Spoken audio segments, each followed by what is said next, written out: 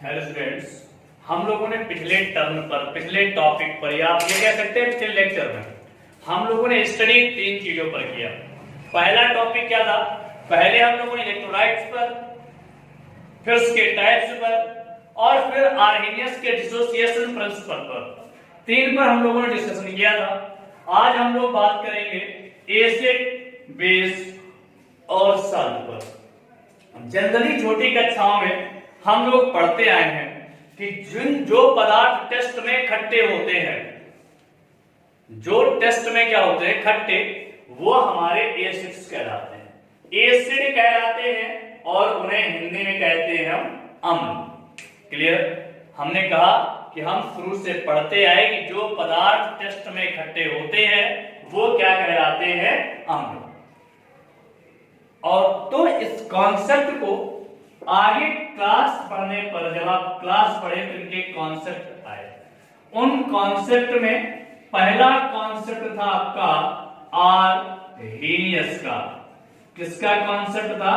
Arrhenius. बेटे scientist का नाम क्या है? आर्हेनियस। इन्होंने बताया कि ऐसे पदार्थ जो जल में घोलने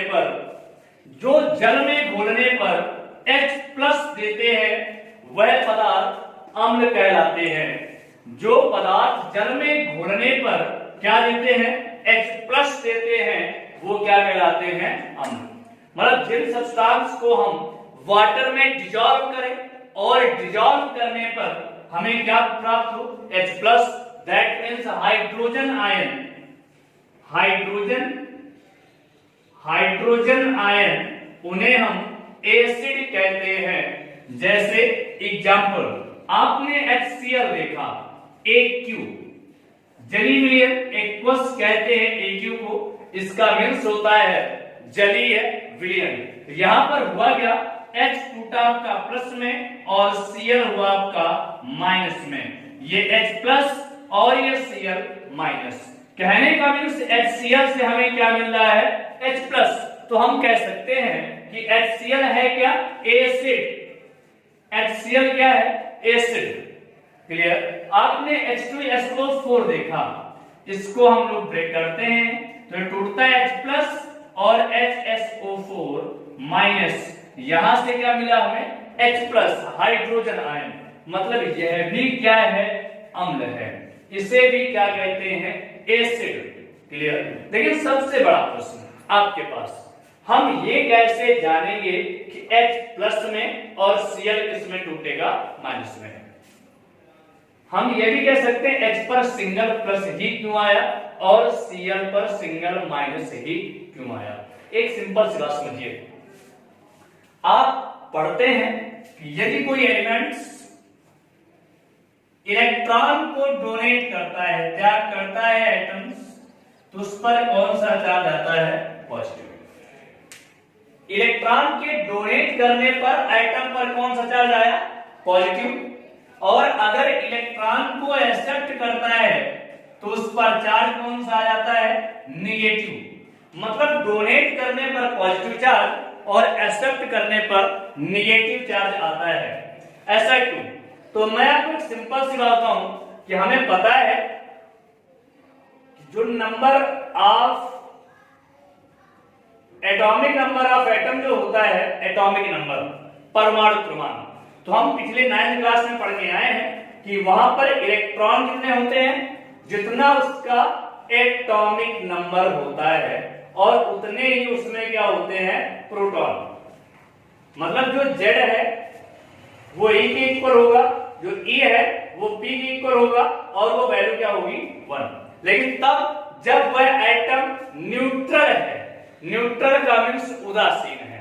यदि परमाणु पर कोई आवेश नहीं है तो जितना उसका परमाणु क्रमांक होता है उसमें उतने ही इलेक्ट्रॉन होते हैं, उतने ही प्रोटॉन होते हैं। क्लियर? अब यहां पर मैंने आपसे कहा कि यदि हाइड्रोजन के पास एक इलेक्ट्रॉन था और एक क्या था? प्रोटॉन।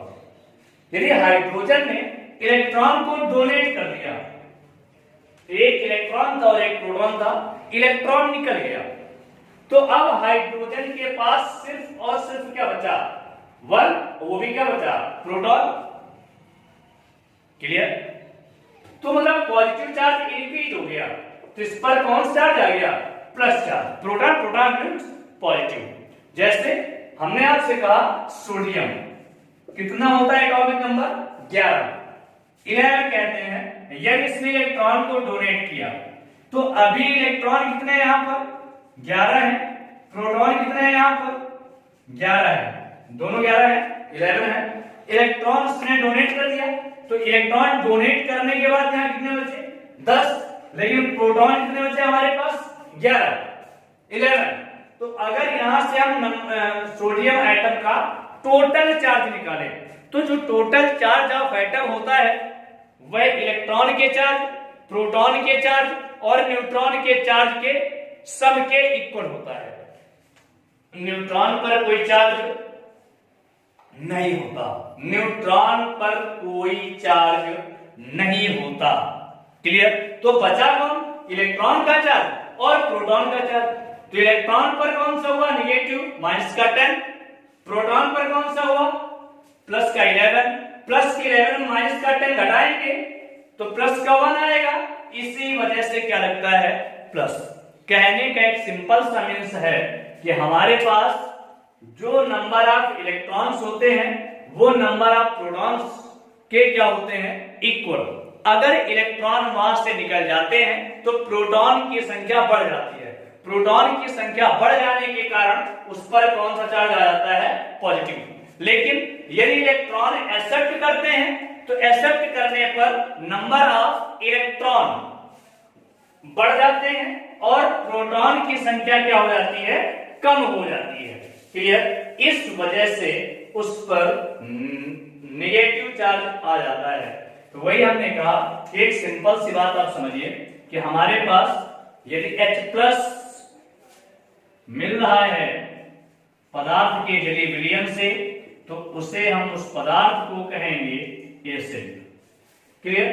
अब हमें ये कैसे पता चलेगा कि कौन इलेक्ट्रॉन डोनेट करेगा और कौन इलेक्ट्रॉन डोनेट नहीं करेगा? तो आपके क्लास के अकॉर्डिंग जनरल सी बात है कि यदि हम किसी एटम का इलेक्ट्रॉनिक कॉन्फ़िगरेशन करते हैं, जैसे हमने किया हाइड्रोजन का 1, बेरिलियम का किया तो होता है 2,2, मैंने सोडियम का किया 11, 2,8,1। तो अगर किसी एटम के इलेक्ट्रॉनिक विन्यास में लास्ट सेल में 1, 2 या 3 इलेक्ट्रॉन आते हैं, 1, 2, 3, तो वह इलेक्ट्रॉन को डोनेट करता है। और यदि 5 क्लोरीन का देखिए आप,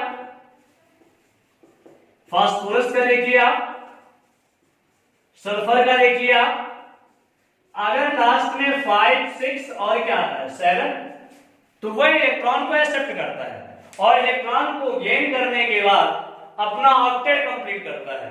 और 1, 2, 3 होने पर वह इलेक्ट्रॉन डोनेट करके अपने ऑक्टेट को कंप्लीट करता है। अगर 1 है तो 1 इलेक्ट्रॉन डोनेट करेगा, 2 है तो 2 डोनेट करेगा, 3 है तो 3 डोनेट करेगा। लेकिन यदि 5 है तो 5 एक्सेप्ट नहीं करेगा। ऑक्टेट के लिए कितने इलेक्ट्रॉन चाहिए 3, तो 3 इलेक्ट्रॉन ये एक्सेप्ट करेगा या गेन करेगा। यहां 6 है तो 2 इलेक्ट्रॉन गेन करेगा, यहां 7 है तो 1 इलेक्ट्रॉन गेन करेगा। तो एक सिंपल सी बात आपके पास समझ आ गई कि अगर हमारे पास कोई एसिड है तो जब हम उसको आइडेंटिफाई करेंगे, पहचानेंगे, तो यदि हम उसे वाटर में डिजॉल्व कर दें तो डिजॉल्व करने पर यदि हमें H+ मिल रहा है तो वह एसिड है, और यदि H+ नहीं मिल रहा, क्लियर, अगर OH- मिल रहा है तो क्या कहलाएगा बेस। क्या कहलाएगा बेस। बेस मींस क्षार। आर्गेनियस ने कहा ये ऐसे पदार्थ जो जल में घोलने पर OH- देते हैं, that substance which are give hydroxyl ion on dissolving water, जो जल में घोलने पर क्या देते हैं OH-, उन्हें हम लोग क्या कहते हैं बेस, क्षार कहते हैं। जैसे आपने NaOH देखा, इसे हम लोग डिसॉल्व करते हैं AQ जलीय विलयन में Na+ और क्या मिलता है हमें OH-। OH- का मींस क्या हुआ, यहां पर क्या है ये बेस, क्षार, आपने MgOH का होल ट्वाइस लिया, मैग्नीशियम हाइड्रोक्साइड, तो ये Mg प्लस और ये OH माइनस, तो यहां पर क्या मिला हमको OH माइनस, तो ये क्या कहलाए, बेस कहलाए। लेकिन अब एक सिंपल सी बात, अगली बात पे थोड़ा सा डिस्कशन करें। सपोजेड मान लीजिए कि कुछ पदार्थ हमारे पास ऐसे हो जिनके पास ना तो H प्लस हो और ना ही OH माइनस हो,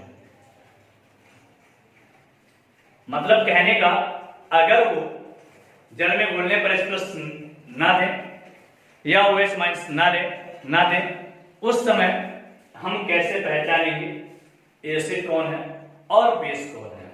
तो इस एसिड और बेस के मोस्टली हम लोग इस हाई स्कूल में दो कॉन्सेप्ट पढ़ते हैं, एक आर्हेनियस कॉन्सेप्ट और दूसरा पढ़ेंगे लॉरी ब्रोंस्टेड कॉन्सेप्ट।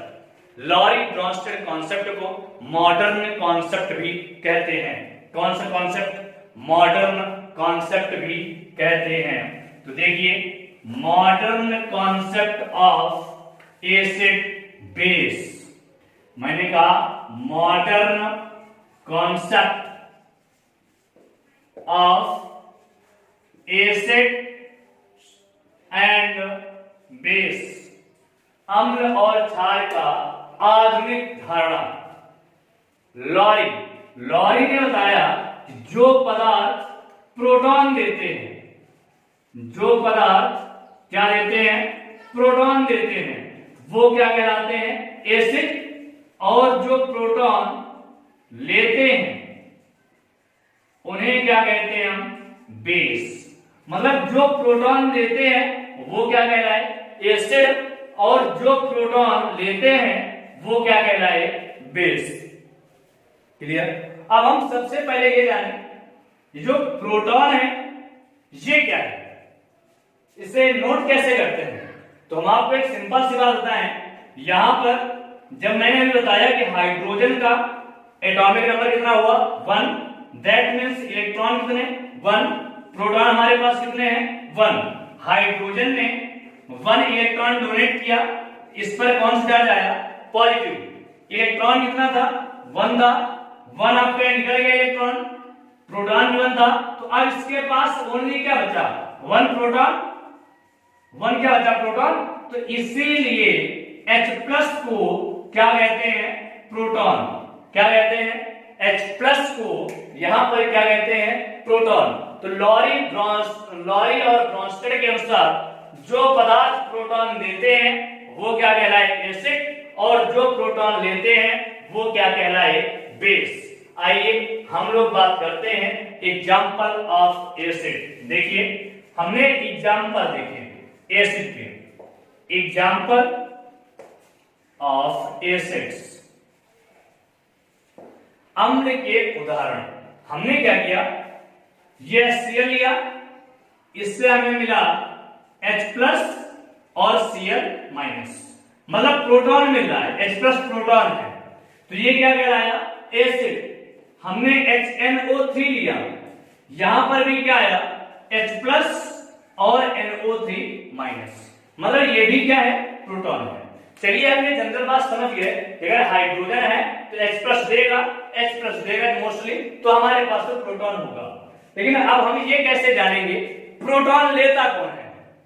प्रोटॉन कौन लेता है? जैसे एग्जाम्पल ऑफ बेस की बात करूं मैं, एग्जाम्पल ऑफ बेस, तो वहां पर हमें पता है कि अमोनिया प्रोटॉन को लेकर अमोनियम आयन बनाती है, NH4 प्लस। लेकिन हमें ये कैसे पता कि अमोनिया ही प्रोटॉन को एक्सेप्ट करेगी, दूसरा क्यों नहीं? अमोनिया में नाइट्रोजन परमाणु जो होता है वो हाइड्रोजन को अपनी ओर खींच लेता है, अट्रैक्ट कर लेता है, जिसकी वजह से अमोनियम आयन का फॉर्मेशन होता है। तो हम ये समझेंगे कि नाइट्रोजन ने ही प्रोटॉन को क्यों अट्रैक्ट किया, हाइड्रोजन ने क्यों नहीं। तो सुनिए, एक वर्ड होता है लोन पेयर। लोन पेयर, इसे हम हिंदी में कहते हैं एकाकी इलेक्ट्रॉन युग्म। क्या कहते हैं? एकाकी इलेक्ट्रॉन युग्म। लोन पेयर को कहते हैं एकाकी इलेक्ट्रॉन युग्म। तो हम करते क्या है, नाइट्रोजन के इलेक्ट्रॉनिक कॉन्फ़िगरेशन किया, 2 कितना आया 5। देख लीजिए लोन पेयर कैसे निकालते हैं, लोन पेयर कैसे निकालते हैं समझिए। हमने कहा पहले इलेक्ट्रॉनिक कॉन्फ़िगरेशन करते हैं, 2 कितना आया 5। फिर यहां लास्ट सेल में देखते हैं कि ऑक्टेट के लिए कितने इलेक्ट्रॉन चाहिए। Octet means 8, 18, 32। जो 2 होता है वो सिर्फ पहली ऑर्बिट के लिए होता है। ये ऑर्बिट कौन सी है, दूसरी। तो यहां पर 8 होने चाहिए, 18 है 32। तो 8 के लिए देखिए मैं आपको और बता दूं कि जनरली हम लोग 2, 8, 18, 32 बोल देते हैं, लेकिन जो 2 होता है वो पहली ऑर्बिट के लिए होता है। अदर में 8, 18, 32 है तो ऑक्टेट कंप्लीट माना जाता है। क्लियर। दूसरे में 8 से ज्यादा नहीं हो सकते, तीसरे में 18 से ज्यादा नहीं हो सकते, उसके आगे 8, 18, 32 हो सकता है आपका। तो यहां पर 5 है, मतलब ऑक्टेट के लिए 3 इलेक्ट्रॉन चाहिए। 3 है, हमने यहां से घटाया, कितना आया 2। तो जितना घटाने पर वैल्यू आए उसको 2 से क्या कर देते हैं, डिवाइड। उसको 2 से क्या कर देते हैं, डिवाइड। अब ये जो डिवाइड किया हमने, ये 2 से ही क्यों किया, उसका रीजन है क्योंकि यहां पर क्या लिखा हुआ है, पेयर। पेयर मींस क्या होता है, जोड़ा। जोड़ा मींस कितने हुए, 2। 2 से हमने क्या किया, डिवाइड। तो डिवाइड करने पर हमारे पास कितना आया, 1। मतलब नाइट्रोजन के पास लोन पेयर कितना है, 1। अगर नाइट्रोजन के पास 1 लोन पेयर है, क्लियर, मतलब ये लोन पेयर रखता है, इसलिए प्रोटॉन पे शिफ्ट कर रहा है। तो इससे क्लियर हो गया कि जिस एलिमेंट के परमाणु के पास लोन पेयर होता है वह प्रोटॉन को अपनी ओर खींचने की, अट्रैक्ट करने की टेंडेंसी रखता है। और अगर वो टेंडेंसी रखता है तो लॉरी और ब्रोंस्टेड के अनुसार वह बेस होता है। लॉरी और ब्रोंस्टेड के अनुसार वह क्या होता है, बेस होता है। देखिए दूसरी बात करो, एग्जांपल में आप H2O को ले लीजिए, इसे जल कहते हैं। आपने ऑक्सीजन का इलेक्ट्रॉनिक कॉन्फ़िगरेशन किया, 2 कितना आया 6। आउटर सेल ये है, ऑक्टेट के लिए कितने इलेक्ट्रॉन चाहिए, 2। लेस किए, कितना आया 4। बेटा डिवाइड कितने का करेंगे, हेलो, डिवाइड कितने करेंगे, 2 का। वेरी गुड, डिवाइड किया, कितनी आई वैल्यू, 2। मतलब इसके पास कितने लोन पेयर हैं, 2। मतलब ये प्रोटॉन को अट्रैक्ट करके हाइड्रोनियम आयन बनाता है। कौन सा आयन, हाइड्रोनियम आयन। कौन सा बनाता है, हाइड्रोनियम आयन। मेरी बात समझ आ रही है। तो ये H2O भी लॉरी ब्रोंस्टेड के अनुसार क्या हुआ आपका, बेस। क्लियर, लॉरी ब्रोंस्टेड के अनुसार क्या हुआ आपका, बेस। मेरी बात समझ में आ गई। तो हमने एक सिंपल सी बात आपसे कही, और ये प्रोटॉन डोनर भी है, H+ डोनेट भी करता है, इस वजह से ये एसिड भी है। तो H2O जो होता है यह उभयधर्मी होता है। कैसा होता है, उभयधर्मी। क्लियर, कहने का मीन्स यह एसिड और बेस दोनों की प्रॉपर्टी को शो करता है। किसको शो करता है, एसिड और बेस। क्लियर। देखिए जो ना समझ में आए उसे पूछिए आप, देखिए